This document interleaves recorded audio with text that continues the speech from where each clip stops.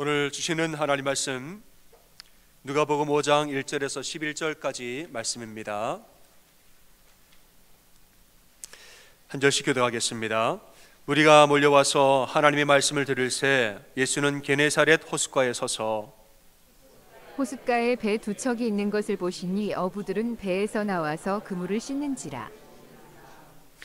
예수께서 한 배에 오르시니 그 배는 시몬의 배라 육지에서 조금 떼기를 청하시고 앉으사 배에서 무리를 가르치시더니 말씀을 마치시고 시몬에게 이르시되 깊은 데로 가서 그물을 내려 고기를 잡으라. 시몬이 대답하여 이르되 선생님 우리들이 밤이 새도록 수고하였으되 잡은 것이 없지만은 말씀에 의지하여 내가 그물을 내리리이다 하고 그렇게 하니 고기를 잡은 것이 심이 많아 그물이 찢어지는지라. 이에 다른 배에 있는 동무들에게 손짓하여 와서 도와달라 하니 그들이 와서 두 배의 채움에 잠기게 되었더라. 시몬 베드로가 이를 보고 예수의 무릎 아래에 엎드려 이르되 주여 나를 떠나소서 나는 죄인이로소이다 하니 이는 자기 및 자기와 함께 있는 모든 사람이 고기 잡은 것으로 말미암아 놀라고 세베대의 아들로서 시몬의 동업자인 야고보와 요한도 놀랐습니다. 예수께서 시몬에게 이르시되 무서워하지 말라 이제 후로는 네가 사람을 취하리라 하시니 그들이 배들을 육지에 대고 모든 것을 버려두고 예수를 따르니라. 아멘. 오늘 마더스데이 예배를 드리는데요, 우리 어머님들 덕분에 우리가 이 자리 이렇게 주님을 예배하며 살아갑니다. 오늘 말씀을 전해주실 분은 우리 이누가 선교사님이시죠. 우리 중앙교회를 생각할 때마다 저는 떠오르는 게 어머니의 품입니다. 객지에 나가 있는 자식 걱정하면서 집에서 기다리시는 어머니 그 마음 있잖아요. 그런 마음이 저는 중앙교회를 생각할 때마다 듭니다. 항상 기억해 주시고 또 이렇게 초청해 주시고 함께 예배 나눠주셔서 너무나 감사드립니다. 사실 우리 중앙교회에 초청이 없었다 그러면은 5월 달에 선교를 나간 지 제가 10년째더라고요, 요번이. 근데 5월 중에 미국에 있는 적이 없었던 것 같습니다. 그래서 어머니 날 아내랑 함께 나눈 적이 없었고, 사실 어제가 막내 셋째 아들인데요, 막내 생일이었어요. 그래서 막내하고 생일 같이 나눈 적이 없었던 것 같아요. 항상 선교지에 있었던 것 같습니다. 근데 우리 중앙교회에서 초청해 주셔서 이렇게 미국에 있을 수 있고 가족과 함께 할 수 있었고, 그래서 항상 감사드립니다. 그리고 이번에 우리 교회에서 우리 단기 선교팀 보내주셔서 또 큰 힘을 주셔서 감사드립니다. 선교지에 있으면서 느끼는 부분들이 가끔씩은, 아주 가끔씩은 외롭다라는 느낌들을 갖습니다. 교회들하고 떨어져 있다 보니까 혼자다라는 느낌들, 그래서 힘들다라는 느낌들, 이런 느낌들이 있는데 단기 선교팀들이 오셔서 격려를 해주시잖아요. 그리고 볼 때마다 그 미소를 지어주시면서 선교사님 우리가 알아요, 우리가 함께합니다, 기도하고 있어요, 그런 마음으로 미소를 주실 때마다 선교는 혼자 하는 게 아니구나, 나는 혼자가 아니구나, 주님 함께 하시는구나 라는 확신들을 주셨어요. 그리고 또 요번에 백내장 캠프를 하는 동안에도 우리 단기 선교팀 오셔서 큰 일을 해주셨습니다. 그건 뭐냐면은 기다리는 환자들, 그리고 수술 받고 나서 나온 환자들을 붙들고 기도해 주시는 거. 그래서 절반 반쪽짜리의 백내장 캠프가 온전한 백내장 캠프가 되었습니다. 그래서 기도 전에는 육신의 눈을 띄우는데 초점이 있었다고 한다 그러면은 우리가 기도함으로 말미암아 떠진 육신의 눈이 육신의 것들만 보는 것이 아니라 이제는 영혼의 주인 되신 예수 그리스도를 항상 삶 가운데서 보고 또 그분의 뜻 가운데 살게 되는 계기가 되었으리라고 저는 믿습니다. 그래서 너무나 감사드립니다. 선교지에 있으면 매일매일 순간순간들이 아주 설레는 그 감격의 그런 순간들이 연속인 것을 고백합니다. 방금 전에 보셨던 그 백내장 캠프 같은 경우만 하더라도 그 한 사람 한 사람 눈이 떠질 때마다 굉장한 감동입니다. 이 백내장 캠프에서 요번에는 저희가 66개 수술을 했습니다. 아마 43명인가 4명인가의 눈을 띄웠었는데, 어떤 분들 같은 경우는 한 사람이 양쪽 눈을 수술을 하는 경우들이 있습니다. 그래서 40명이 조금 넘은 분들에게 수술을 진행을 했었는데요. 대부분의 사람들이 3년에서 4년 정도 못 본 채 지냈다고 합니다. 그 중에는 조금 일찍 발견돼서 수술을 빨리 하신 분들도 계시고요. 뭐 8개월이면 8개월, 1년이면 1년. 그리고 가장 오래된 분 같은 경우는 10년 가까이 못 보셨다라고 합니다. 그리고 기억나는 건 요번 수술 말고 작년 11월 달에 했던 분들 중에 20년 동안 못 보셨던 분도 계셨었습니다. 이제 이분 같은 경우는 당뇨 때문에 한쪽 다리가 절단되고 그리고 20년 동안 못 보셨다 그래요. 근데 우리가 말하기가 20년은 그런다 그러고요. 3, 4년도 그런다 그러고요. 8개월 정도 못 보신 분들 한번 생각해 보시게요. 어떻게 살았을 것 같아요? 미국에서는 백내장이 발생되면은 눈 좀 흐려진다 그러면 우리 의사 선생님께 바로 가잖아요. 그래서 수술 예약 잡아서 보험이 커버되니까 바로 수술을 합니다. 그래서 안 보이지 않는 그 맹인이 된 상태로 살지는 않습니다. 미국에서는. 그런데 과테말라 같은 경우는 상황이 완전히 다릅니다. 수술 하나 하기 위해서는 대개 1,000불에서 미국 돈으로 1,000불에서 1,500불 정도 든다라고 합니다. 그런데 과테말라의 선생님들 월급이 한 달에 350불 정도 됩니다. 그래서 가난한 사람들 같은 경우, 농부들 같은 경우는 이 돈을 만들 수가 없습니다. 그래서 눈이 흐려지고 희미해져도 그냥 삽니다. 아예 안 보여도 그냥 삽니다. 그게 3년에서 4년 평균적으로. 그래서 우리 백내장 캠프에 오시는 분들이 되게 그 정도 됩니다. 그래서 그분들이 수술을 받고 이제 눈이 떠졌었을 때 그 감격들 어떨 것 같아요? 사는 게 내 혼자서 눈이 안 보이니까 혼자서 살 수 없고 가족들이 부축해야 되고 화장실을 가더라도 더듬어서 가야 되고 그런 상황인데 이제 눈이 떠집니다. 그래서 그 감격들. 그래서 수술을 하면은 되게 수술할 때 오늘 만약에 수술했다 그러면은 수술 끝나고 거즈를 이제 눈에 붙여 드립니다. 그리고 나서 내일 아침 그때 수술 거즈를 떼는데 그때 이제 처음으로 다시 보게 되는 순간입니다. 아까 동영상에서 보셨을 때 환자들 그 가족들이 사진 찍고 했던 그 장면들 나오잖아요. 그게 수술을 어제 받고 오늘 이제 거즈를 떼는 그런 순간이었었습니다. 그런데 처음 보게 됐었을 때 이분들 보면은 얼굴이 표정에서 변화가 바로 있는 걸 보입니다. 기대 못했었는데 안 보였었는데 이제 보이네. 그래서 어떤 분들 같은 경우는 가족들 보는 것도 잊어먹고 그냥 하나님께 감사하고, 어떤 분들 같은 경우는 그냥 펑펑 울고, 어떤 분들은 가족과 껴안고 울고, 또 어떤 분들은 아까 보셨던 것처럼 손을 들고 하나님을 찬양하고, 이제 그런 감격의 순간들이 있습니다.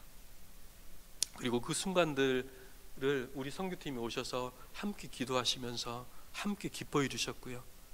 그런 감격의 순간들을 보면서 그냥 인간인 저도 너무 이렇게 기쁜데 하나님은 얼마나 기쁘실까?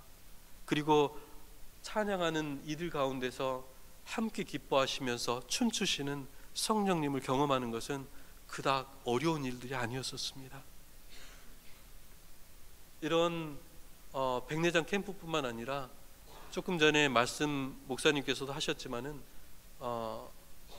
베데스다 병원이 설립되는 것들을 보면서도 하나님의 역사하시는 것이 아니면은 설명되지 않는 그런 역사들이었습니다. 방금 말씀드렸던 것처럼 제가 사역 나간 지 10년째인데요. 베데스다가 시작된 것은 건축을 처음 시작했던 것은 8년 전이었었습니다.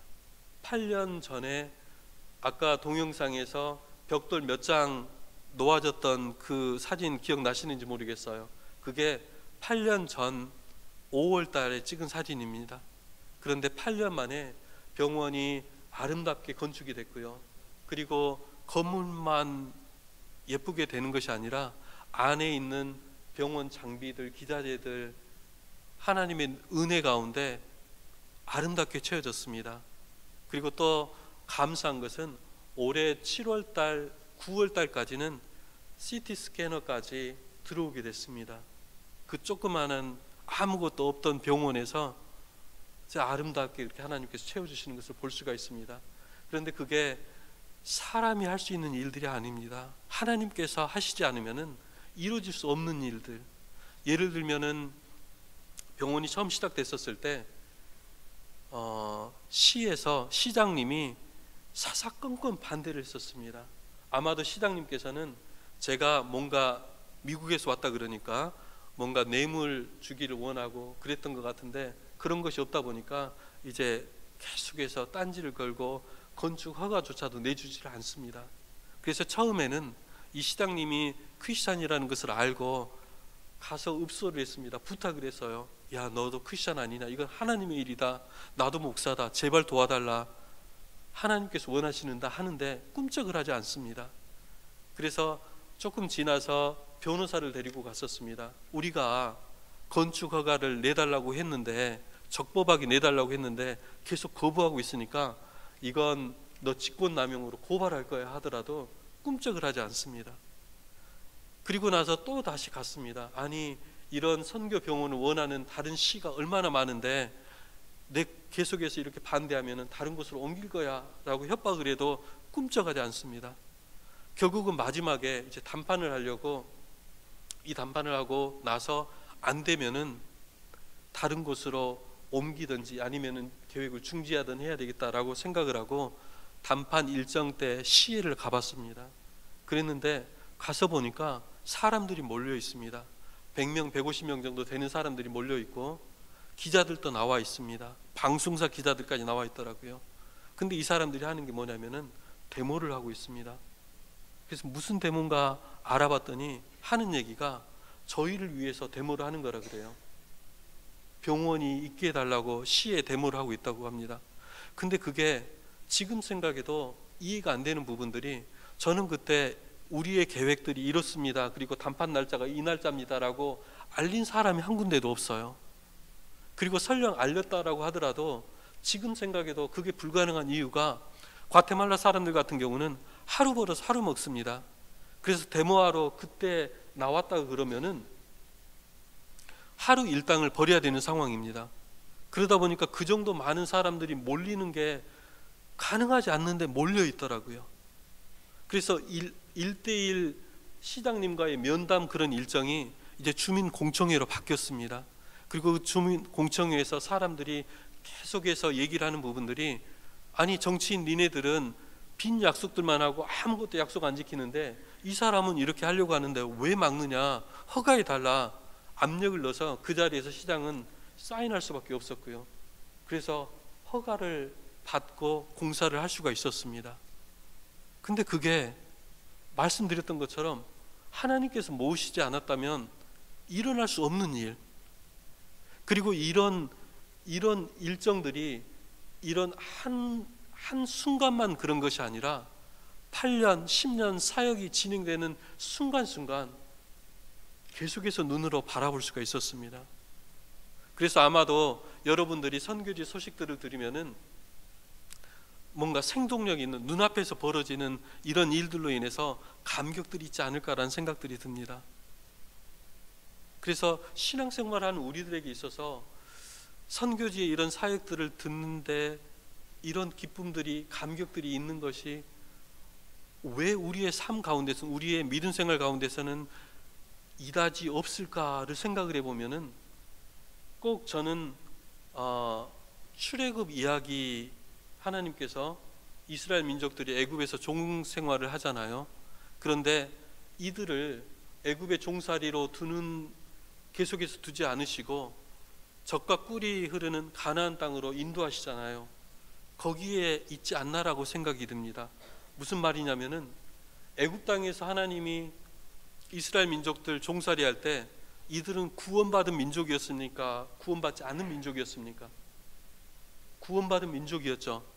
하나님의 백성이었잖아요. 그러잖아요. 아멘 해주셔야 돼요. 구원받은 민족이었는데 왜 젖과 꿀이 흐르는 가나안 땅으로 하나님께서는 인도해 내시는 걸까요?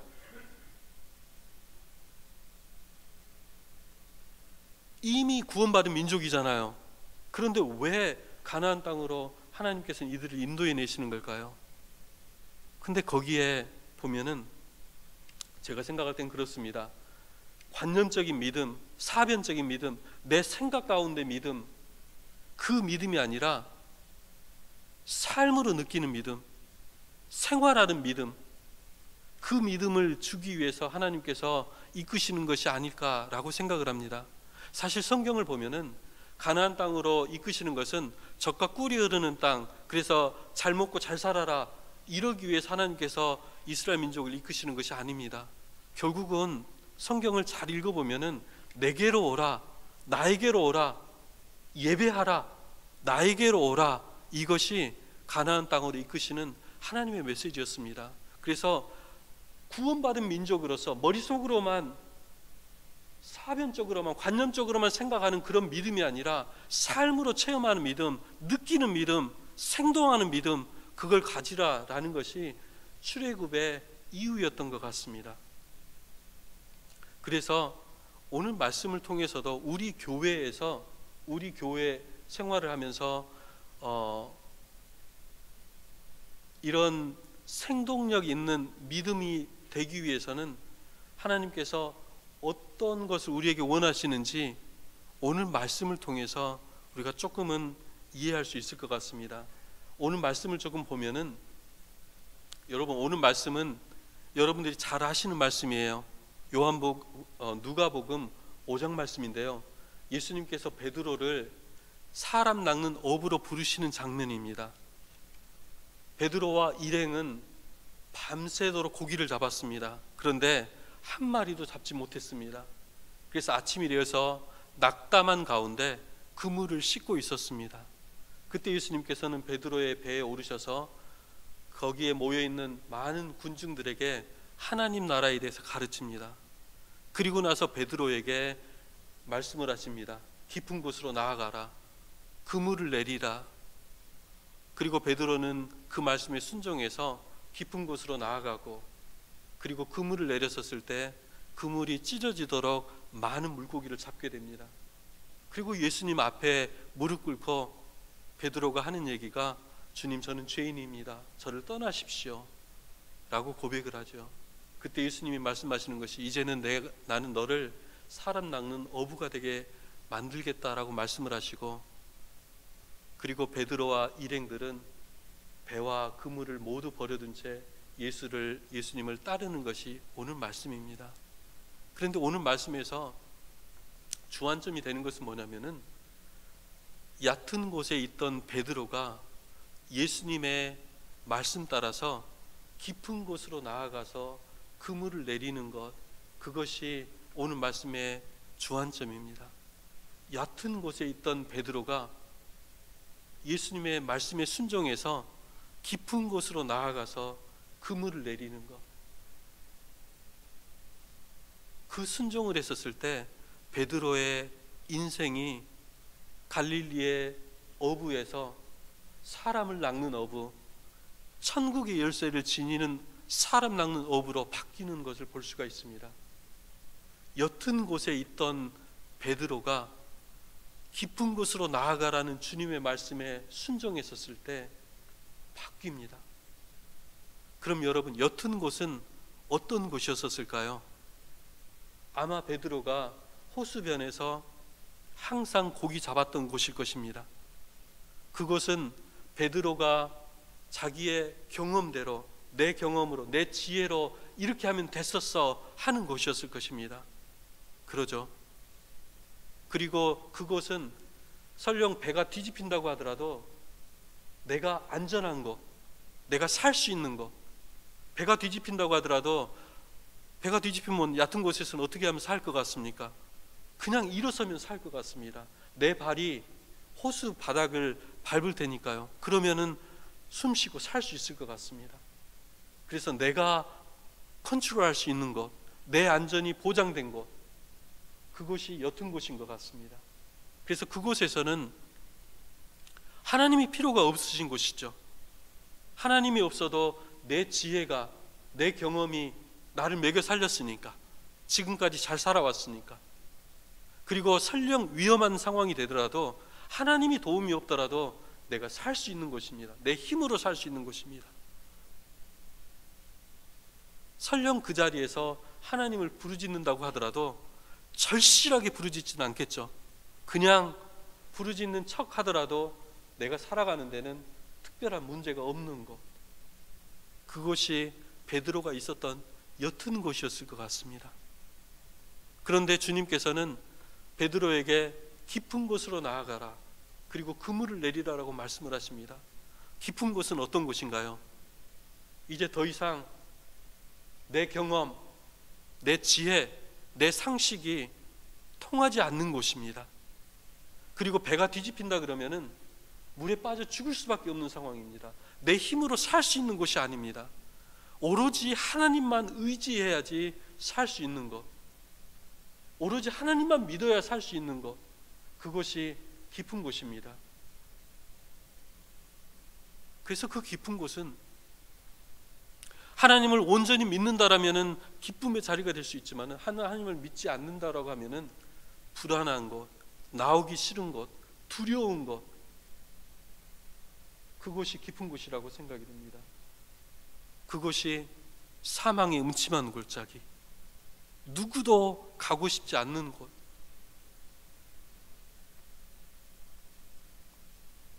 예전에 목회를 할 때 교회에서 사택 구입을 새로 했었습니다.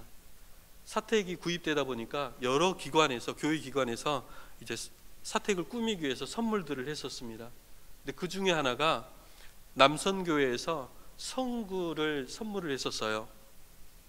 시편 23편 성구였었습니다.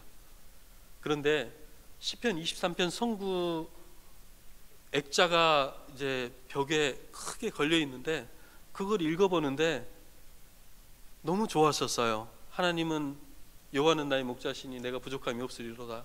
그가 나를 푸른 초장에 누이시며 쉴만한 물가로 인도하시는도다. 내 영혼을 소생시키시고 자기 이름을 위하여 의의 길로 인도하시는도다. 주의 지팡이와 막대기가 나를 안위하시나이다. 주께서 내 원수의 목전에서 내게 상을 차려주시고 기름을 내 머리에 부으셨으니 내 잔이 넘치나이다.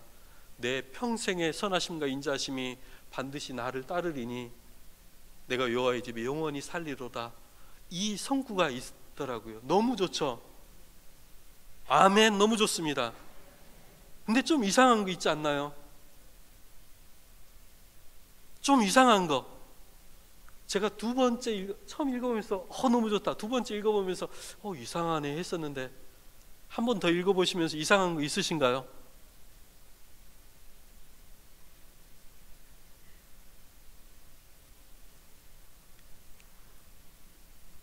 주의 지팡이와 막대기가 나를 안위하시나이다. 그 앞에 내가 사망의 음침한 골짜기를 다닐지라도 해받음을 두려워하지 않을 것은 주께서 나와 함께 하심이라.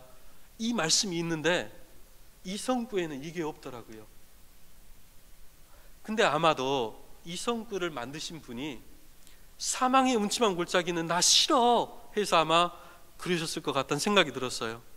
그래서 그것을 빼버리면은 시편 23편이 더 완벽한 시편 23편이 되겠다 해서 이렇게 써놓으신 것 같아요. 너무 좋죠? 쉴만한 물가, 푸른 초장, 하나님은 나의 목자, 너무 좋습니다. 그리고 사망의 음침한 골짜기는 없고, 그리고 역시 하나님께서 내 원수의 목전에서 상을 차려주시고 내 머리에 기름 부어주시고 주의 선하심, 인자하심 함께 하시는 거 너무 좋습니다. 근데 여러분, 이게 더 좋으세요? 아니면은 사망의 음침한 골짜기가 있는 게 좋으세요? 솔직히 말해서 아마 우리 인생길에서 사망의 음침한 골짜기 없이 이런 시편 23편이 더 나을 것 같아요. 그죠? 그런데 다음 슬라이드 하나 주실래요? 이게 영어로 된 시편 23편입니다. 사망의 음침한 골짜기가 4절 말씀이에요. 빨갛게 제가 써놨는데요. Even though I walk through the darkest valley 했는데요. I fear no evil. 근데 이 4절 말씀 이전에 하나님을 뭘로 표현했는지 아세요? 2절 말씀에 보면 He makes me lie down in green pasture 하죠. He makes. 그리고 나서 He leads me beside still waters. He라고 표현하고 있죠. 3절 말씀에 He restores my soul. He leads me in right path. He라고 표현을 하고 있습니다. 그런데 4절 말씀 Through I walk through the darkest valley 이후에 뭐라고 되어 있냐면은 For you are with me. You are with me and your rod and your staff they comfort me and you prepare a table before me. You anoint me with oil. He였던 하나님이 you가 되는 걸 볼 수가 있습니다. 멀리 계시던 하나님, 관념적 내 머릿속에서만 계시던 그 하나님이 사망의 음침한 골짜기를 지나면서 내 옆에 계시는 분, 나와 함께 하시는 분, 내가 경험하는 분, 내가 만질 수 있는 분, 내가 볼 수 있는 분, 그분으로 바뀌게 되는 겁니다. 여러분, 사망의 음침한 골짜기 시편에서 빼야 될까요? 빼서는 절대 안 되는 걸까요? 절대 안 되죠. 저는 이게 이 사망의 음침한 골짜기 이것이 깊은 곳으로 나아오라, 그 깊은 곳이라고 저는 믿습니다. 그래서 깊은 곳으로 나아왔었을 때 베드로가 순종했었을 때 그물이 찢어질 정도로 물고기를 많이 잡는 것뿐만 아니라 예수님 앞에 무릎을 꿇었습니다. 주님, 저는 죄인입니다. 저를 떠나십시오. 주님을 제대로 본 것이죠. 깊은 곳으로 나오기 전 옅은 곳에서도 예수님께서는 무리들에게 천국 복음을 외치셨습니다. 그런데 그때는 베드로 무릎 꿇지는 않았습니다. 그런데 깊은 곳으로 나와왔었을 때 이제는 내 생각, 내 지혜, 내 힘 모두 내려놓고 주님만 믿습니다. 그 고백으로 깊은 곳으로 나왔었을 때 그때서야 주님을 제대로 볼 수가 있었습니다. 우리 교회에 어려움들이 많다라고 들었습니다. 저는 선교지에 있다 보니까 연합감리교회 정회연 목사이지만 연합감리교회가 나누어지고 그 과정 속에서 교회들이 얼마나 아픔들이 있고 어려움들이 있는지 생생하게 듣지는 못했었습니다. 그런데 이번에 우리 김 목사님 오시고 선교팀들 오셔서 여러분들의 아픔들을 많이 나눠주시더라고요. 지금 아마도 우리 교회에는 아픔들이 많으실 것 같아요. 지금까지 연합감리교회 한 몸으로서 함께 신앙 믿음 생활들을 했었는데 이제는 그 교회로부터 찢겨져 나가야 되고 거기에 대한 상처가 있고 아픔들이 있을 것 같습니다. 거기에다가 그런 교회였었는데 또 왜 이런 상황들이 벌어지나 부분에 대해서 이제 분노가 있는 분들도 있으실 것 같아요. 뿐만 아니라 현실적으로 교단을 나가기 위해서는 또 엄청나게 많은 재정들이 들어간다라고 말씀을 들었습니다. 그래서 이 재정 만드는 걸로 인해서 불안함, 걱정 뿐만 아니라 교단을 나가고 나서 새로운 교단 가운데 새롭게 시작해야 될 교회의 모습들 생각하면 또 역시 걱정들이 있지 않을까라는 생각들이 듭니다. 그리고 새롭게 시작되는 교회에서 그렇게 교단 탈퇴, 부담금, 그 재정들만큼의 부채들을 가지면서 교회가 더 힘들지 않을까 라는 걱정들이 있지 않을까라는 생각들이 듭니다. 그런데 저는 이 자리가 지금 여러분들이 가지고 있는 그 아픔과 불안과 두려움과 걱정 또 분노, 그 자리가 저는 주님이 이끄시는 깊은 곳이라고 저는 믿습니다. 지금까지는 연합감리교단 안에서 해왔던 대로, 우리의 생각대로, 우리의 지혜대로 해왔던 것이 더 이상 통하지 않는,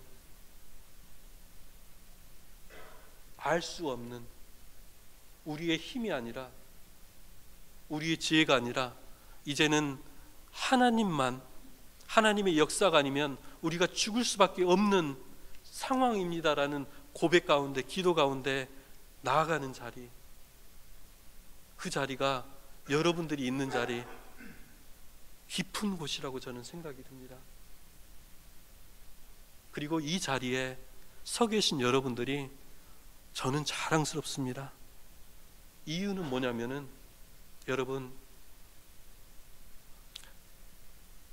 여러분들이 지금까지 신앙생활을 해오시면서 교회 건축 말고 여러분의 믿음 때문에, 여러분의 신앙의 양심 때문에 재정을 이렇게 많이 쓰도록 결정해 보신 적이 있으신가요? 없으시잖아요. 그러죠. 그런데 여러분의 신앙의 양심 때문에, 믿음 때문에 스스로 그 자리에 계시는 거거든요. 그래서 제가 본 여러분들이 이렇게 자랑스러운데, 하나님께서는, 우리 주님께서는 얼마나 자랑스러우실까, 얼마나 감격스러우실까 싶습니다. 앞으로 가야 될 길이 인간적인 생각으로는 가고 싶지 않는 길, 두려운 길, 그런 깊은 곳이지만 오늘 말씀을 통해서 주님께서 우리에게 주시는 것은, 내게 나아오라, 깊은 곳으로 나아오라, 내가 더 깊게 만나주겠다, 더 깊게 만나주겠다. 그래서 너의 삶 속에서 생생하게 나의 살아있음, 나의 역사함, 나의 생명 나누겠다, 이 말씀을 하고 계십니다. 그래서 깊은 곳으로 나아오라 라는 우리 주님의 초청에 오늘 베드로처럼 순종하셨을 때 더 깊은, 그리고 더 친밀한 우리 주님을 경험하신 여러분 되시길 우리 주님의 이름으로 축원합니다.